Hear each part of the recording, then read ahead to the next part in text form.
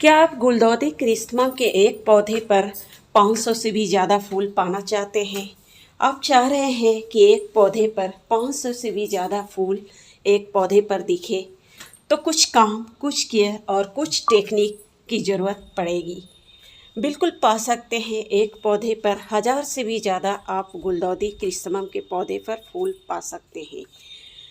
तो किस प्रकार से केयर करनी है और वो टेक्निक क्या है जिसके माध्यम से आप एक पौधे पर 1000 से भी ज़्यादा फूल ले सकते हैं। तो आज की इस वीडियो आपके लिए इम्पोर्टेंट होने वाली है। तो वेलकम फ्रेंड्स, आप सभी का स्वागत है फिर से एक नई वीडियो के साथ। इस वीडियो फिर से गुलदाउदी क्रिस्मस पर लाई हूँ। इससे पहले एक वीडियो में लाई थी कि गुलदाउदी क्रिस्मस की कटिंग किस प्रकार से लगा सकते हैं अगर आपके पास पुराने प्लांट है। तो आने वाले सीज़न जैसे कि विंटर सीज़न है, तो विंटर सीज़न में गुलदाउदी एक बेस्ट फ्लावरिंग प्लांट है जो आपके गार्डन के रौनक को बढ़ाते हैं। तो आप चाह रहे हैं कि गुलदाउदी के पौधे पर एक पौधे पर 500 से भी ज़्यादा फूल आए, तो इस समय से जिस समय से कटिंग लगाते हैं और उसमें 4 से 5 पत्ते निकल जाते हैं, तो उस समय से कुछ केयर अगर आप करते हैं तो आने वाले सीज़न में आप एक पौधे पर आप 500 से भी ज़्यादा फूल पा सकते हैं। तो कुछ केयर, कुछ फर्टिलाइज़र और एक टेक्निक की ज़रूरत पड़ेगी।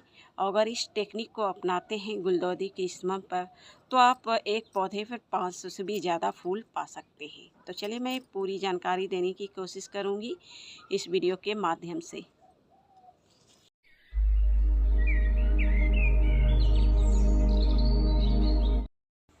तो सबसे पहले ये देखिए फ्रेंड्स, ये सारे पौधे जो देख रहे हैं ये गुलदाउदी क्रिस्मस के पौधे हैं जो मैं कटिंग से ही तैयार की हूँ, जिसका पहले ही मैं वीडियो आप लोगों के साथ शेयर कर चुकी हूँ। मेरे पास पुराने प्लांट थे तो उसके ही कटिंग में लगाई हूँ।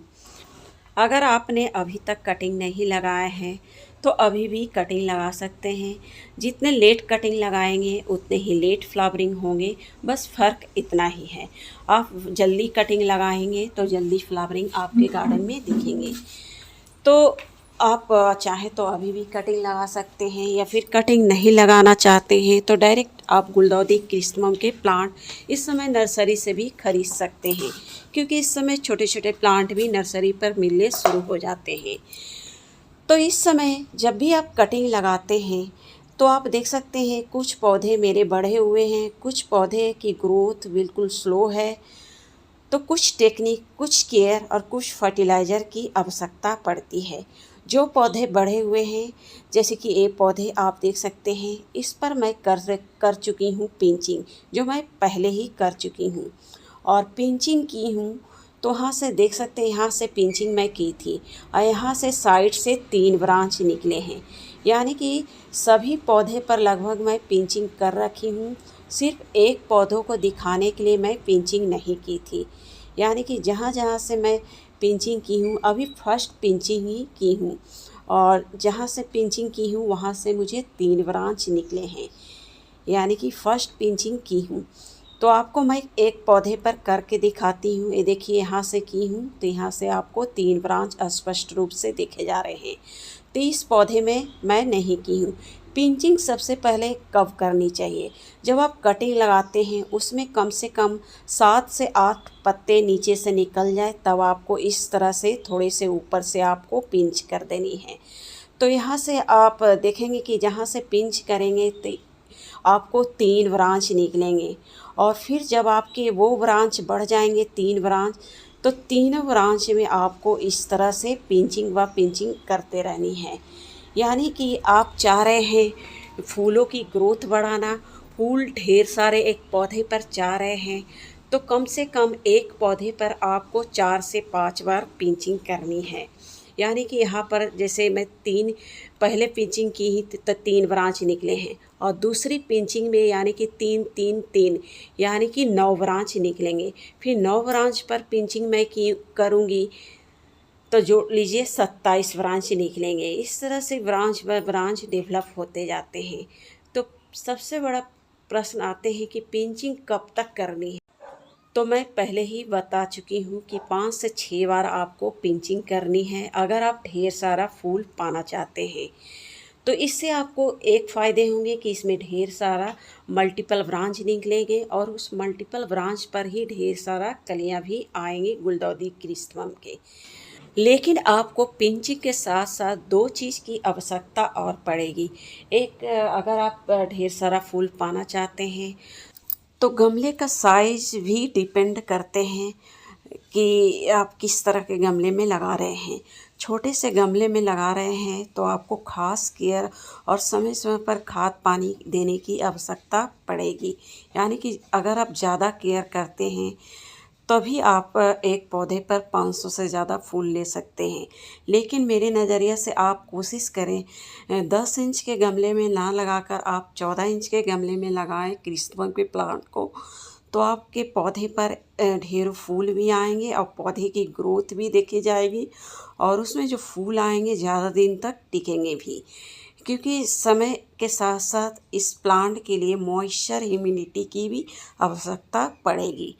तो थोड़े से 14 इंच के गमले में सभी कटिंग को लगाएं तो अच्छा रिजल्ट आपको देखने को मिलेंगे। उसके साथ ही साथ खाद, पिंचिंग के साथ साथ गमले का साइज भी होना चाहिए। और तीसरा जो सबसे ज़रूरी काम है वो है खाद।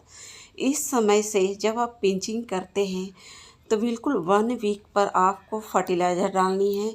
जो मैं फर्टिलाइज़र आपको बताने जा रही हूँ, आप चाहें तो वो फर्टिलाइज़र भी 1 वीक के अंतराल पर लिक्विड फॉर्म में आपको डालनी है।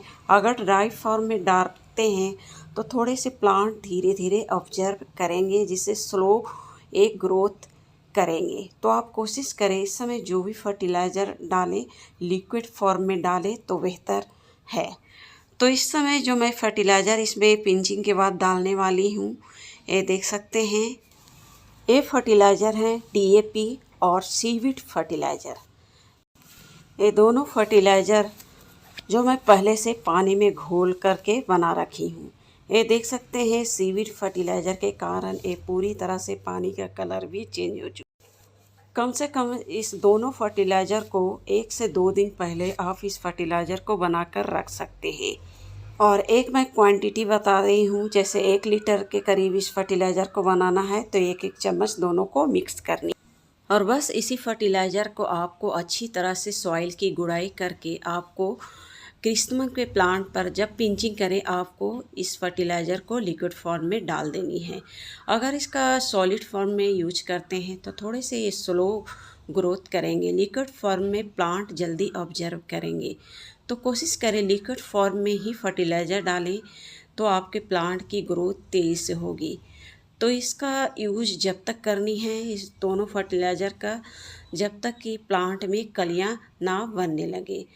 जब कलियां आएंगे तो उस समय कौन सा फर्टिलाइज़र डालनी है आगे की वीडियो में मैं शेयर करूंगी। तो उस समय कुछ और केयर की आवश्यकता पड़ेगी और कुछ और फर्टिलाइज़र की आवश्यकता पड़ेगी जब इसमें कलियां बनने शुरू होंगे। तो आने वाले वीडियो में इसका समय व समय आप लोगों के साथ अपडेट दिखाते रहूँगी कौन से फर्टिलाइज़र डालनी है। और जब कलियाँ इसमें निकलेंगे तब तीसरा वीडियो में लाने की कोशिश करूँगी गुलदाउदी क्रिसमम पर, क्योंकि उस समय कुछ और प्रॉब्लम इसमें देखे जाएंगे। उस समय कुछ पेस्ट इंसेक्ट भी देखने को मिलेंगे। तो उस समय क्या केयर करनी चाहिए कलियाँ निकलने के बाद, तो आने वाले वीडियो में देखेंगे। तो मिलते हैं फिर नेक्स्ट वीडियो, तब तक के लिए धन्यवाद।